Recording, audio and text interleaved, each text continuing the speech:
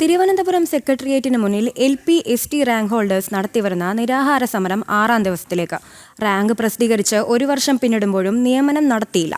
മുഖ്യമന്ത്രി അടക്കം നേരിൽ കണ്ട് നിവേദനം നൽകിയെങ്കിലും നടപടി ഉണ്ടാകാതെ വന്നതോടെ സമരം കടുപ്പിക്കാനാണ് തീരുമാനം.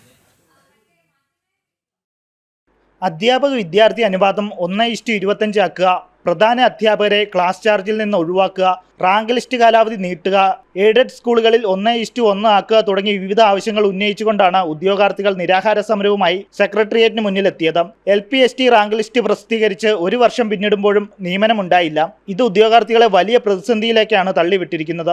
ജൂലൈ 15-നാണ് ഞങ്ങളുടെ തസ്തിക നിർണയം നടക്കുന്നത്. അതിനു മുന്നേ ഈ ഒരു ഉറപ്പ് പാലിക്കപ്പെട്ടില്ലെങ്കിൽ കേരളത്തിലുടനീളം 600ഓളം അധ്യാപക തസ്തികകളാണ് ഇല്ലാതാവുന്നത്. ആ തസ്തികകൾ ഇല്ലാതാവുമ്പോൾ അത്രയും അധ്യാപകരെ വീണ്ടും പിടിച്ചു നിർത്തണമെങ്കിൽ ഞങ്ങളുടെ വിരമിക്കൽ ഒഴിവുകളിലേക്ക് അവരെ പുനർവിന്യസിക്കണം. അപ്പം അങ്ങനെ വരുമ്പോൾ ഞങ്ങളുടെ റാങ്ക് ലിസ്റ്റിന് ഒരു നിയമനവും ഇല്ലാതെ അവസാനിക്കുന്ന ഒരു അവസ്ഥയാണ് ഉള്ളത്. ഈ വരുന്ന ജൂലൈ 15-ാം തീയതിയോടുകൂടി ഇവരുടെ റാങ്ക് ലിസ്റ്റിന്റെ കാലാവധി കഴിയും. കഴിഞ്ഞ ദിവസം മുഖ്യമന്ത്രി VD സതീശനെ കണ്ട് നിവേദനം നൽകിയെങ്കിലും തീരുമാനമായില്ല.